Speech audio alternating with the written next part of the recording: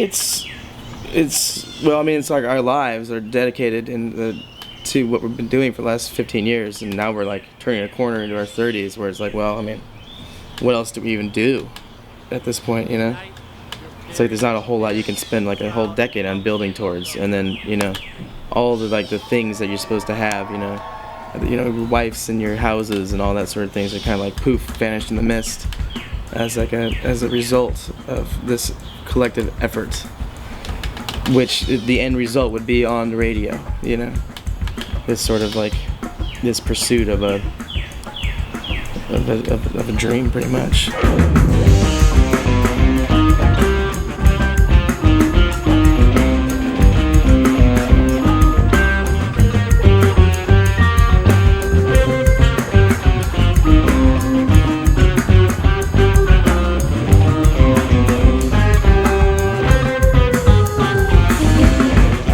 It's been a process over the last 5 years, just kind of like reimagining what we are, because, you know, we weren't starting a band from scratch, but at the same time we were kind of starting a new band.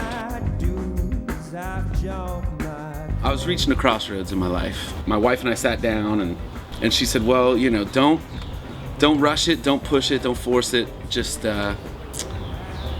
know, let the universe know that you're ready and you're open and you're ready for what happens. About 2 hours later, I got a phone call. We called him up, see what he was up to. Wasn't really expecting him to join the band, but he did, and you know, he's been a great teacher and a great influence in the band. I mean, it was kind of one of those things where it was like I didn't really know their music that well. I knew my main impression wasn't even musical, it was who they are as people. Their approach to being musicians was so different than anything I'd ever been a part of. It was just a really interesting vibration they had as a group.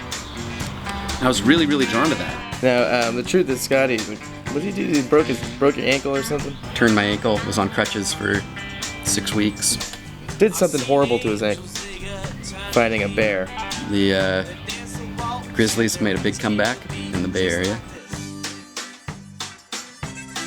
So they asked me to come down for that show and play drums with Scott, and him not playing bass drum. Really kind of an experiment, you know.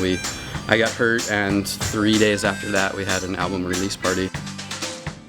It was like he just came down from space. And it was just delivered to us. They have like quite a repertoire of songs. We probably kept it pretty limited to a lot of the album stuff, and they'd always throw a new song at me at set break or something, and so we just rolled with it. Adding that extra person has really kind of really shook it up, where we're like, now I feel like this is a new sound. This is what we're looking for. We aren't just trying to like recreate what we were doing before.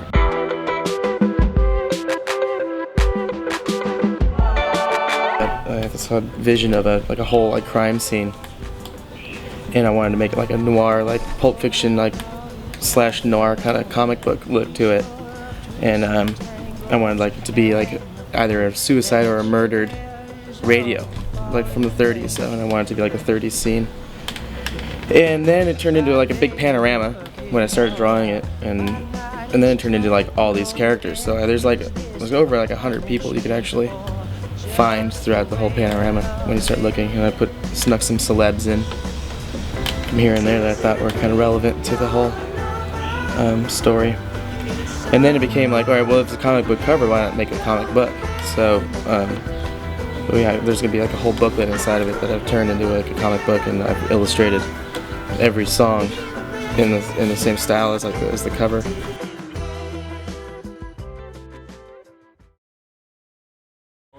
Two, three, four.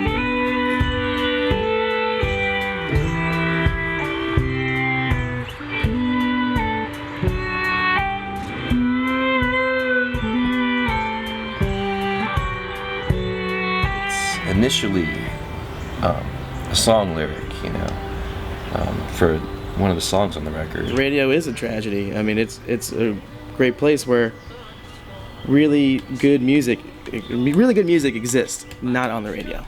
And it's become more focused on celebrity because celebrity is a surer way to sell products. It speaks to me, and I think to all of us on a lot of levels, which for a name of anything, I think you want it to be both spiritual, physical, and kind of pop too. These songs should be on the radio, and if they're not, it's a tragedy. I was surely drowned in other words. Nothing changes. That when we decided on the songs we wanted to do, we focused on it one song at a time. You know, we would go to the studio for a day, and that day we'd only be working on that song. It just was serendipitous, and the songs came together in a way that I felt like really did that, and that's been the thing I've tried to do and wanted to do with making a record my whole life. I think with this one, we're all very conscious of letting each person express themselves. Or we actually have a new concept and a new idea, and you know, there's 5 people now. There's less deadlock, gridlock, you know. It's like there's no ties in the votes. I mean, music just kind of chooses us and borrows our bodies for 60 to 100 years, you know, and does what it needs to do through us, you know, and that's what music's about to me, is just allowing nature to tell its story, and coming together with other people and allowing something greater than an individual to be made. And that's like that's what's so beautiful about music. Midnight will embrace me, but you will not let me sleep, in other words. Nothing changed.